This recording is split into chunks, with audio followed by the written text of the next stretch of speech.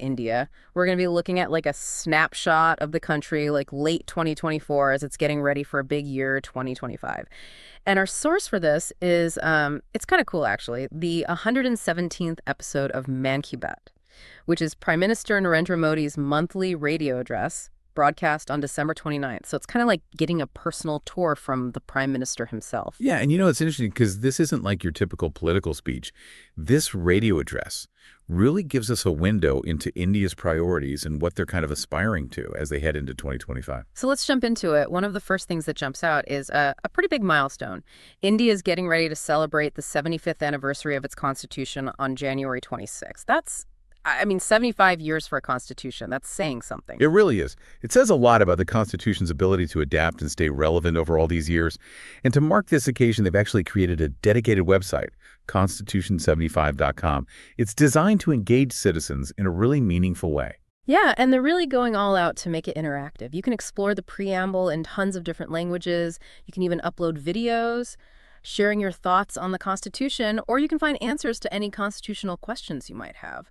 It's a cool way to keep it relevant to everyone, don't you think? I think it's great, yeah. It really highlights the importance of active citizenship, and it makes sure that the Constitution stays a living document, reflecting the values and aspirations of every new generation that comes along. Now, from this landmark document, let's switch gears a little bit to a landmark event, the Mahakumbh. Starting January 13th, 2025, Prayagraj will be hosting this huge religious gathering, attracting millions of pilgrims. You see, the Kumbh Mela is it's deeply significant in Hindu tradition. It's where huge numbers of people gather at this sacred confluence of rivers. It's not just a religious gathering, though. The Kumbh Mela is really like a powerful symbol of unity and cultural exchange, bringing people together from all across India. Yeah, and that spirit of unity is kind of perfectly captured in their slogan, Mahakumbh Ka Sandesh Eko Pura Desh, which means the message of the Mahakumbh, let the entire nation unite. But here's where it gets really interesting. This ancient tradition is actually embracing modern technology in some pretty unexpected way. Definitely, yeah. The organizers are using things like digital navigation so pilgrims can find their way around. They have AI chatbots in tons of different languages, and even AI-powered cameras for safety. And get this, they even have a digital lost and found. Wow. So it's this interesting mix, this deeply spiritual event paired with like cutting edge technology. It's like a perfect snapshot of modern India, wouldn't you say? It really is. It just shows how tradition and progress can coexist and even complement each other as India moves forward. Now let's go from this huge gathering of millions to something a little bit more familiar, the world of animation. India's actually produced a really captivating children's animation series called KTB Bharate Home. It's all about celebrating the unsung heroes of India's freedom struggle. And they even launched their second season at the International Film Festival of India. What's cool about this series is that it uses animation, something that kids love, to engage them with their history and instill a sense of national pride.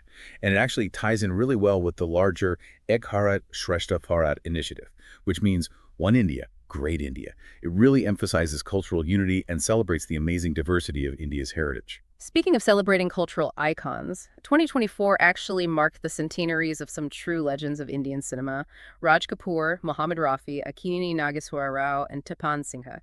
Now, these names might not be instantly recognizable to everybody listening, but their contributions to Indian film were absolutely huge. Oh, absolutely. Each of these figures shaped the world of Indian cinema in their own unique way. Raj Kapoor, for example, he was a pioneer in bringing Indian cinema to the global stage. And Mohammed Rafi, his voice became synonymous with, like, the golden age of Bollywood music. It's amazing to think about their legacy. Even all these decades later, their work continues to inspire and entertain new generations. And speaking of global platforms, are you ready for this? India is going to host the very first World Audiovisual Entertainment Summit in 2025, or WAVES for short. This is a pretty big deal. Yeah, huge. It really positions India as a major player in the global entertainment industry, and that's definitely something to celebrate. But this move towards a global stage isn't just limited to entertainment. There are so many cool examples of India's growing cultural influence popping up all over the world. Imagine 23,000 students in Egypt just participated in a painting competition, all themed around Indian culture. Yeah, that's a perfect example of soft power in action. using culture and shared interests to build bridges and foster good relationships between countries. And it's not just Egypt. We're seeing a resurgence in interest in traditional Indian practices like Ayurveda in places like Paraguay, and even Tamil language programs are making a comeback in Fiji after an 80-year break. Wow, 80 years. These are great examples of the power of cultural exchange, and they really show India's growing global footprint. Okay, now get ready for an inspiring story. Let's talk about the Bastar Olympics. This event is happening in Chhattisgarh, a region that's faced a lot of challenges in the past, particularly with Maoist violence. But, and here's the incredible part, they're holding this amazing sporting event with over 165,000 participants across 7 districts. It's just amazing. It really shows the resilience of the human spirit and the power of sports to bring communities together. And what's really moving is the personal stories that come out of events like this. Like, take, for example, the story of Poonam Sana. She's a wheelchair racer who's overcome so much to compete in the Bastar Olympics. Her story really embodies the essence of these games. Yeah, Poonam's story is like a microcosm of the Bastar region itself, demonstrating this determination to overcome challenges and strive for a better future. And this spirit of resilience goes beyond just sports. India has made incredible progress in healthcare. They've actually achieved an 80% reduction in malaria cases and deaths between 2015 and 2023.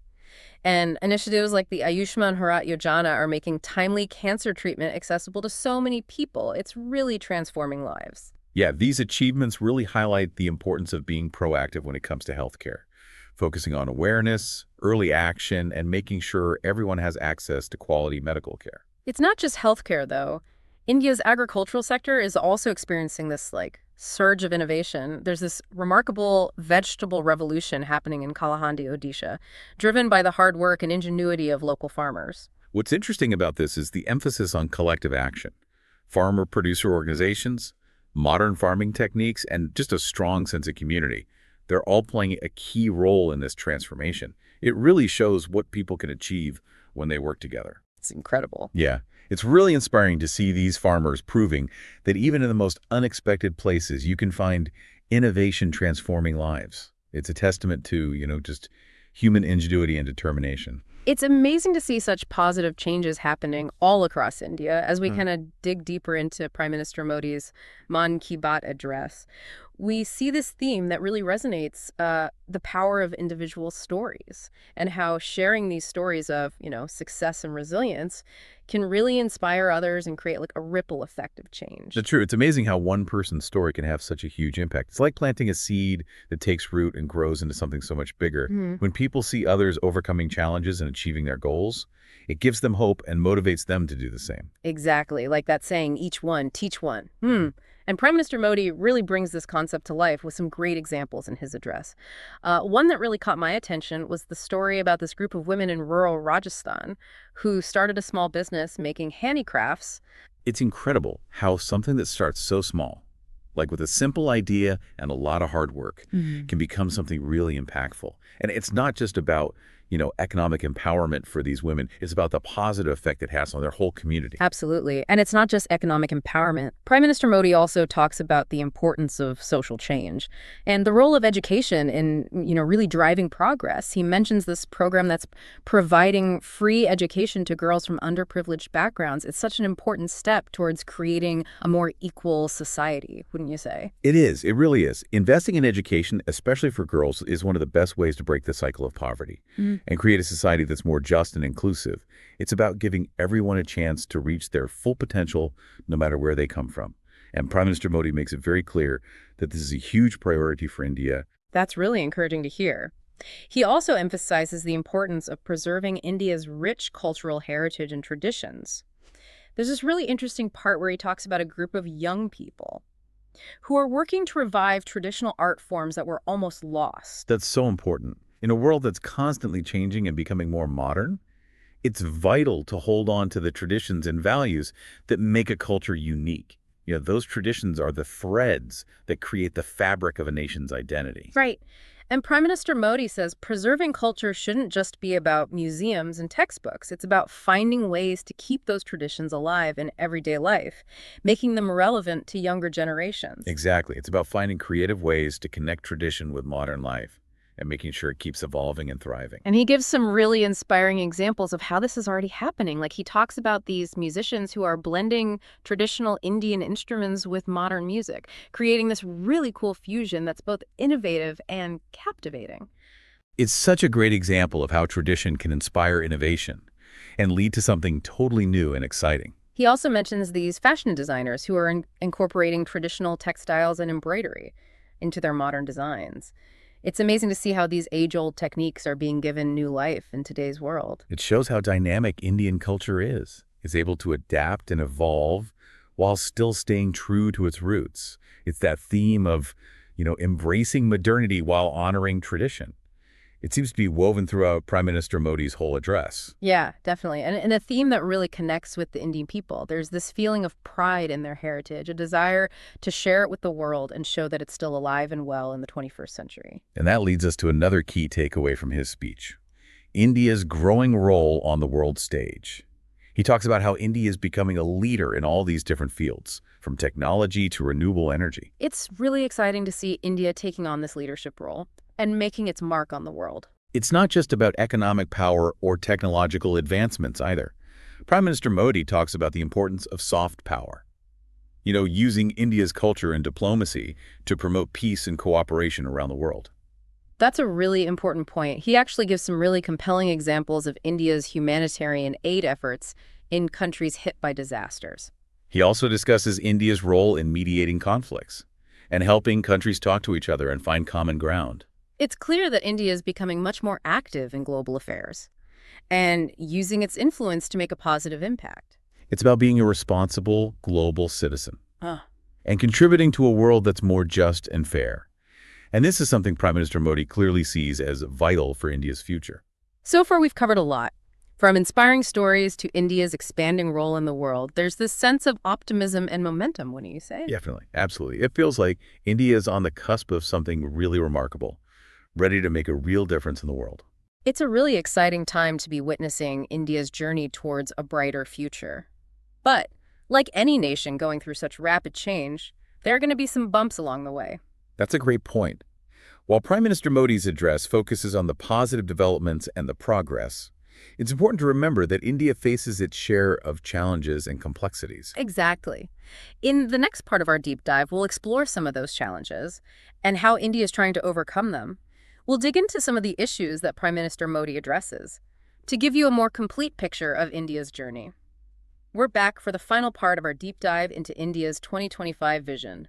So far, we've been really focusing on all the progress and positive developments, the global impact. But now let's shift gears a bit and talk about some of the challenges India faces. Yeah, it's important to remember that progress isn't always a straight line. Every country, especially one as big and diverse as India, faces its own unique hurdles.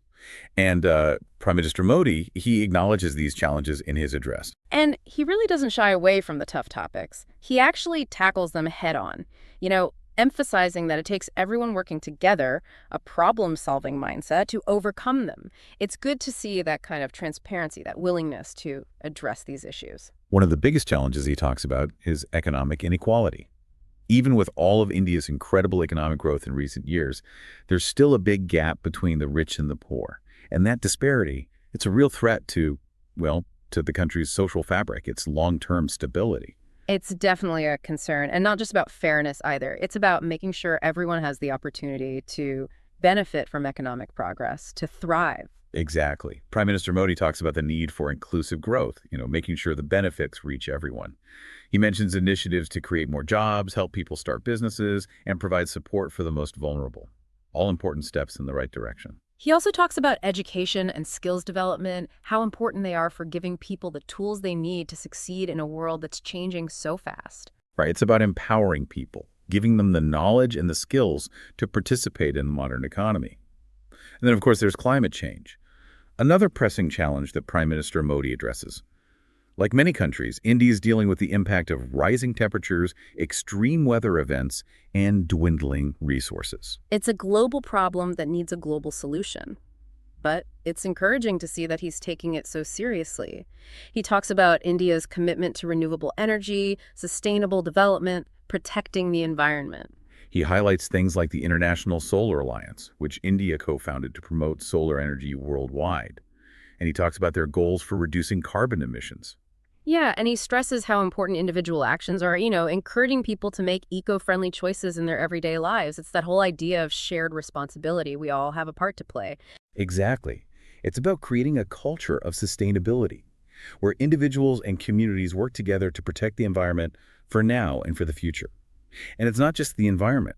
Prime Minister Modi also touches on some deep-rooted social issues, things like gender inequality and discrimination based on caste or religion.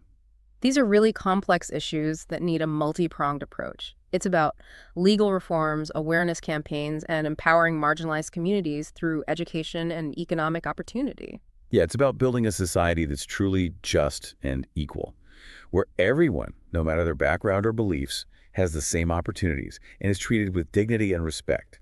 When I listen to Prime Minister Modi's address, the overall message I get is one of hope, of resilience, of determination.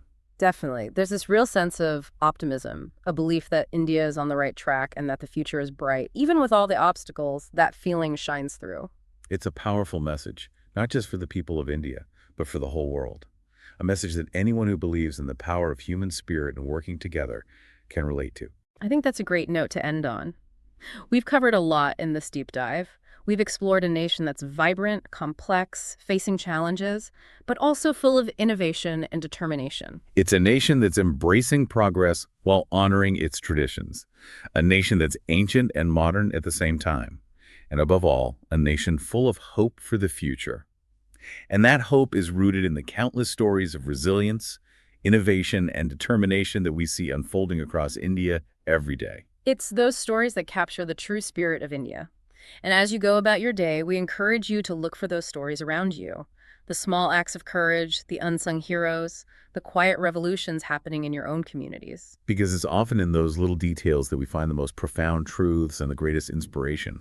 Who knows, maybe you'll even be inspired to create your own story of positive change. That concludes our deep dive into India's 2025 vision. Thanks for joining us. Until next time, keep exploring, keep learning, and keep diving deep.